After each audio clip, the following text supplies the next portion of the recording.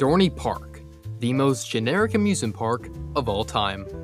When I think of the stereotypical amusement park, let's just say I think of Dorney. And that isn't really an insult because I do like Dorney. It just so happens that the park is extremely basic in almost every way.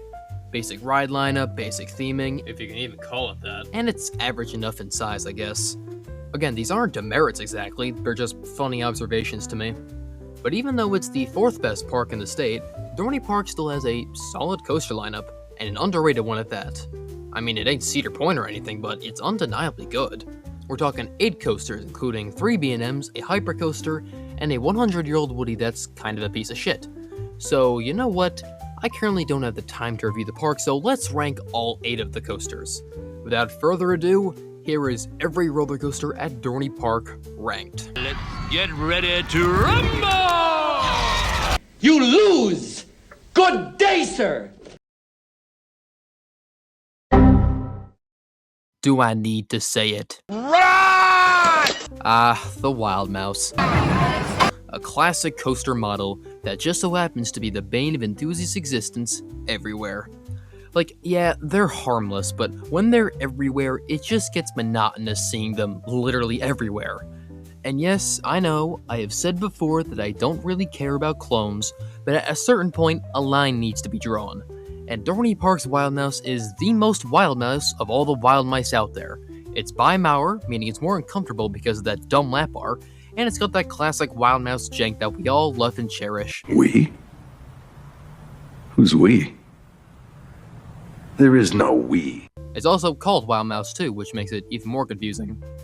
Again, a harmless ride, but considering that this is the only coaster in the park with a consistent line every day somehow, you won't find me dying to ride it most visits. Somebody call an exterminator. I believe someone phoned about an animal problem. I can't take it anymore, it's all too much. The walls are closing in. I have an unhealthy obsession with classic wooden coasters. It's a problem. If I see one, I instantly lose all bodily autonomy and find myself at the exit of, Blue Streak, completely misremembering the past 15 minutes of my life. And every time, only one thought fills my empty brain. Dude, that was fun! Completely ignoring the fact that I now have a slight headache and nearly snapped my spinal cord on one of the valleys. Like a pack of uncooked spaghetti! Like I said, it's a problem. I think my lifespan has been shortened by at least a couple years because of it. The thing is, most of those classic Woodies are good rides. And then there's Thunderhawk. Oh man, this ride is something, alright. It's over 100 years old, making it by far the oldest coaster here, and has a classic out-and-back layout with a little twist thrown in with a figure-8 turnaround. But Jesus Christ almighty, this coaster has some nasty jackhammering, especially on that aforementioned turnaround. Fucking hell, this ride downright hurts in some spots. And yet, whenever I go to Dorney, I always do it at least once. What? It's like trying to pet your cat. The cat's scratching you the whole time, but you just can't stop because of your unrequited love. I don't know the cat, but I think that's how it goes. And as a silver lining, I guess, Thunderhawk does have pretty good airtime, so I can't really call it a bad coaster, it's just a very rough one with some good moments, I guess. And it is legitimately a living relic. 100 years old is no joke. Generations have lived and died before this ride even got new trains. Look, Thunderhawk is fine, I guess. It's not good.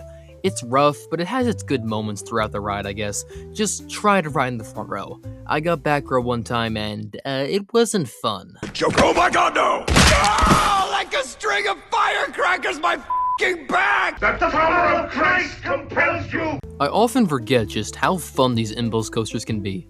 I look at them and think, well, how good can it be? It's just a couple of big spikes. Yeah, there's a swing launch, I guess, but it's probably not that good.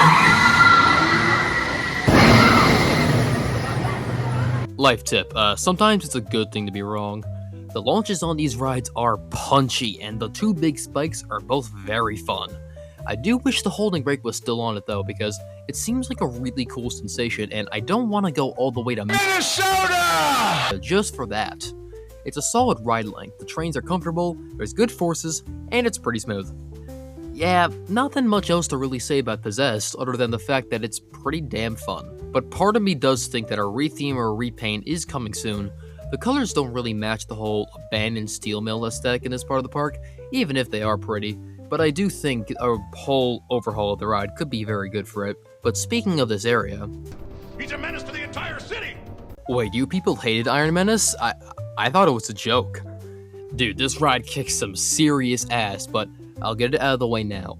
No, I don't think Iron Menace is a smooth roller coaster. That being said, have we lost our minds? Have we, as an enthusiast community, gone soft? Because you cannot convince me that this ride is rough. It's got some shaky moments, but this is not a rough coaster. How on God's green earth did we as a species survive aerodynamics, but now suddenly complain about B&M's slight fuck-ups? Again, it has some not good parts, especially that jolt before the brakes. Seriously, what the fuck was that? How is that even possible? But overall, I just can't call this ride rough. What I can call Iron Menace, however, is a fun coaster. Like all dive coasters, the drop is excellent, and the inversions are all very solid, especially that incline loop.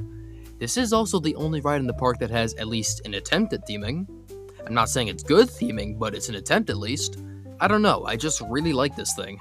Yes, it has some weird moments, but Iron Menace is a well-paced and fun dive coaster, and I'm tired of pretending it's not. As far as I'm concerned, everyone who thinks this ride is rough just could not have survived when Arrow reigned supreme. Natural selection must take its course. It's time to clone Viper. Do it, you cowards! 2 words! Introducing the weirdest roller coaster ever built, Hydra. Hydra is an awesome ride, but I cannot deny just how freaking weird that layout is. I mean, just look at this Cobra roll, man. That's not how they're supposed to look. Add on the fact that this ride also doesn't have a loop, has a straight drop, and, of course, has the iconic JoJo roll. This ride is just very, very strange. It's almost as if B&M heard the complaints about their looping coasters having the same layouts, and so they made this, screaming at the top of their lungs. Are you happy now? There! Are you happy now, you fucks? Yeah, this ride is weird, but it's also really good. The drop actually has very, very solid airtime, the inversions have some good whip, and it's pretty intense in some spots. And of course, you can't forget that JoJo roll, some of the best hang time in the world on that inversion. It's not glass smooth, in fact, I'd call it rougher than Iron Menace, but it isn't ride wrecking by any means. And you know, this is probably my second favorite B&M looper. Yes, better than Rougarou and Batman in New England and even Dragon Con. Although I will be doing Dominator this week, so that likely will change. And while it isn't elite by any sense of the word, Hydra is a great ride for Dorney. And considering what once stood in this plot of land, I don't think anyone cares. Something's missing. Steel Force, aka what if Magnum XL200 was smooth? In contrast to its Ohio counterpart, Steel Force is like riding on a cloud. It's absolutely glass smooth and the airtime is beautifully floaty. The enormous camelbacks leave you levitating out of your seat. The gigantic helix turnaround thing is super fast and even has a little bit of positive G thrown in for good measure. And then the Bunny Hill filled finale are filled to the brim, actually spilling out with pops of floater airtime. The trains are comfortable and leave you a plenty of room. And of course, the ride is just enormous, even though it is the 4th tallest hypercoaster in the state.